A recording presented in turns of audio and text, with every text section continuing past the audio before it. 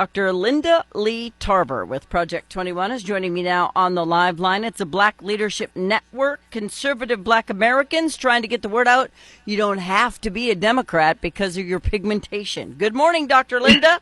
How you doing? Good morning. Wonderful. Thank you so much for having me. Thank you for being here. This is a touchy subject, so I'm going to do it because that's how I roll. Now, I have mixed race grandchildren and I have white grandchildren, and the fathers are not in the lives of any of them because the fathers were drug users and they shouldn't be in their lives. But this is not just a Black problem. This is an American problem. But absolutely. Yeah, but let's just be honest. It's predominantly minorities where we've seen such a massive increase in absent fathers. Absolutely, particularly in the Black community. We do see a significantly high, for the proportion in our nation, the percentage of Black men in our nation, it is a significantly high number. Why? Of children, Black children. Many reasons. Fatherlessness is passed down sometimes through generations. One of the Project 21 leaders, Terrence Todd, he talked about breaking the curse of fatherlessness with his children, and he is a superb father. But he was intentional and very present. We find statistics show that Black men who decide to be in their children's lives are much more engaged than any other ethnic group, but however, disproportionately absent in the population. Well, a good father is everything. My dad was a drunk and he was violent, but he really, really loved me and I knew it. So even though he wasn't perfect, he was there. And it made a big difference. Being present is important. I mean, seriously, we know that with Project 21, we support families and strengthening families, particularly in the Black community. And, it talks about the statistics and we look at factors that contribute to it. 99% of our ability to engage with families comes from having the discussion in the community where it is not very much discussed. You mentioned it as you opened your show that it is a topic that is sensitive, and I don't see it as sensitive. I think the truth and looking into the mirror and seeing who you are versus not addressing the problem, not contributing to the dialogue, and not accepting the facts as they are. We know that a majority of our prisons are from fatherless homes. Prisoners are from fatherless homes. And therefore creating another fatherless home. Correct. Absolutely. And you see the cycle there. And as a result of that cycle, it has to be broken somehow. Right. And so Project 21, we are looking at a significant number of policies that will strengthen the home. Mentoring is one of them. And supporting services that uplift families versus just single parents. We've been taking care of in the United States our single parents and the children with single parents quite well. But it is not ideal for building and supporting families together, intact families. And I think that that's one of the policies that we need to look at and adapt. I know that the former HUD Secretary, Dr. Ben Carson, mentioned a welfare product or system that supports men and women, married couples, that would lift the family, because the current system is only targeted to help single parents, single mothers, basically, predominantly. Yep. And so I think that policies that uplift families, a temporary assistance, a wraparound to support an intact family is a good thing. And that's my opinion. But I know that having a conversation about the drawbacks of having fatherless homes cost us more in terms of the lives, crime, prison, you name it, drugs, everything that occurs as a result of absent fathers is much more expensive than supporting and encouraging through policy and through our commitment to families. You know what I think the biggest symptom of a fatherless family is, regardless of color, but especially in a black home, is anger. The kids are mad because this is like a divine assignment as to be a mother or a father. This is something that God has chosen you to do, and then you get with somebody who you're not sure they love you or if they even want the kid or whatever the case may be, but the kid is born. They say, I don't want this baby. Way too many black babies are murdered, especially through Planned Parenthood. Yeah. Oh, my gosh. And I feel so badly for that baby, but then you have the dad who you would least expect fall in love with that child and want everything to do with the child, but the mom won't let him. And that makes me mad too. There is many layers of challenges that we are seeing in Project 21 and some of the things that we've looked at that are available in terms of our pamphlets and information and policy. But some of the most compelling things that we are looking at, dealing with our systems of fatherless reparations and dealing with all of those other things. But one of the things that are most impactful for Project 21 is the family, strengthening families.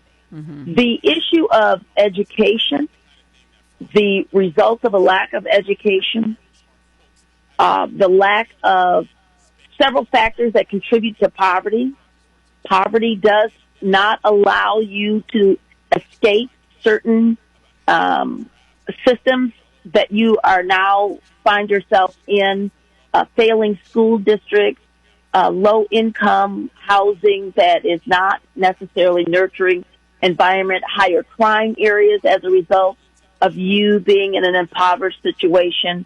And then you are dealing with PTSD when you are seeing death around you, murdered. I will tell you, in my family, I've had 3 female family members murdered.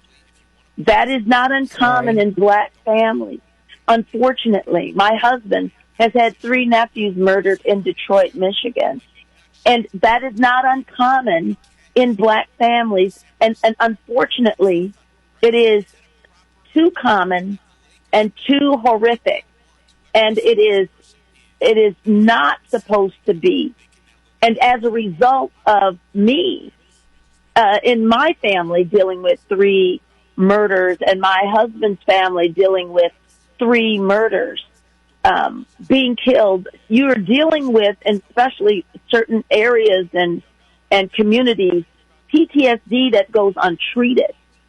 And there is no father in the home, lack of quality education, no counseling, no wraparound services that addresses this emotional and horrific situation that you're growing up in, and the introduction of drugs and people peer pressure, engaging in crime. Yeah. So those are some of the factors. But we're looking at how to break some of the chains. One of the studies that I've looked at for fatherhood is that mentoring does help. Mm-hmm. Mentoring is important, and getting people to mentor and take children where they're at. Teachers, and getting quality teachers and prepared as mentors as well as educators are going to be vitally important, I believe, in the next generation to come, to break the cycle. You're talking education, and I know you have a DR in front of your name, so no disrespect, so please don't take any. But, not everybody can afford to go to school and do all that. I don't think school should be free. I don't think anything should be free. I don't believe in reparations. I didn't own slaves, neither did my family. None of that should be happening. But there are ways to be educated that do not include walking into a building with a book, and that could be a mentorship. That could be an internship. It could be somebody who just takes you under their wing and teaches you a trade that you could turn into a small business and take care of your family very, very well. There's so many different things, but they don't know about them. Agree. They don't know about I them. wholeheartedly agree. And I think President Trump is instituting this workforce to get a skill, to get, a trade. Yep. Even a driver's license opens up a door for you. A driver's license. Harvard doesn't need that money. Opens up a door for you. Harvard doesn't need it. Give it to the trade schools. Correct. And so I believe that there is going to be an intentional focus on education and skills and building those. But I will go back to you. I agree with everything that you said. Project 21 does not believe in reparations. We do not advocate for that.